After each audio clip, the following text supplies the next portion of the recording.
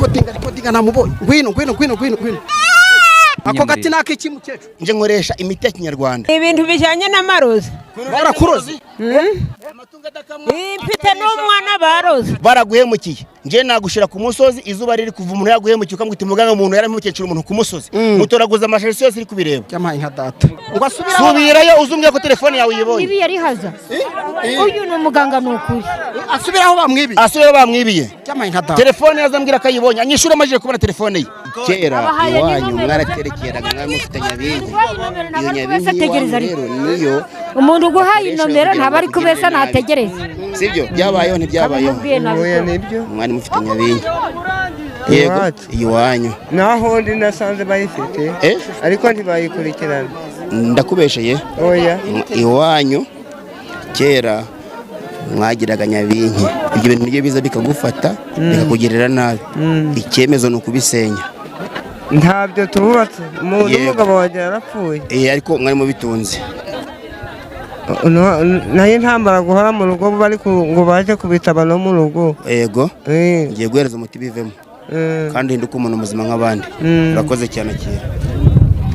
uyu muti rero bakwibiye he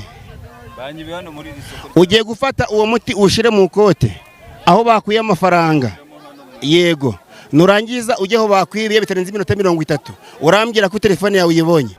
ibyange birazwi nge ntago nishahisha ngo mfata abantu bajyane mu bikari kugira ngo mbarire amafaranga mbavubura izuba riva ku karubanda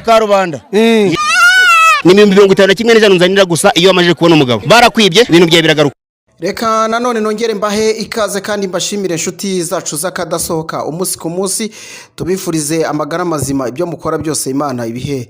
umugisha utagabanyije tugushimire wowe wadusuye kugira ngo inkuru zacu zose n'ibiganiro dutegura bijye bikugeraho neza n'umugabo udasanzwe witwa Rumanura Inkuba uri gukora ibidasanzwe hano mu Rwanda ku bitangazamakuru bitandukanye mumaze kumumenya uyu mugabo rero nyuma yo kuva imahanga amaze igihe kitari gitoya mu gihugu cya Tanzania aho yari yagiye gushaka imiti itandukanye nyuma yo kuzana iyo miti rero akoreye ibidasanzwe mu isoko hano mu karere ka Burera niho twanyarukiye kugira ngo byinshi bitandukanye byinshi ari gukora muri rino soko byinshi biri gutangaza abantu byinshi ari gukora agaruza imitungo y'abantu yibwe byose mugiye kubireba muri kino kiganiro tukigera hano muvoma kwanza mubanze murebe uko muvoma zimeze n'abaturage batandukanye baba bari kuva mu bikorwa hirya no hino by'ubuhinzi abandi barimo gucuruza ariko tukigera hano twatangajwe no gusanga Rumanura Inkuba ari gukora ibidasanzwe aho ari kugaruza ibyibwe aho ari gutanga imiti y'ishaba n'ibindi byose mugiye kubibona muri iyi nkuru ariko banza wumve tukinjira hano ijwi rya mbere niringiri kugira ngo mujya mubyumva ko abavuzi gakondo bo mu Rwanda bafite imbaraga zidasanzwe natwe rero mu gihe tuba twifuza kumenya byinshi bikorwa muri buno buvuzi kodinga namubonye ngwino ahari turavugana gute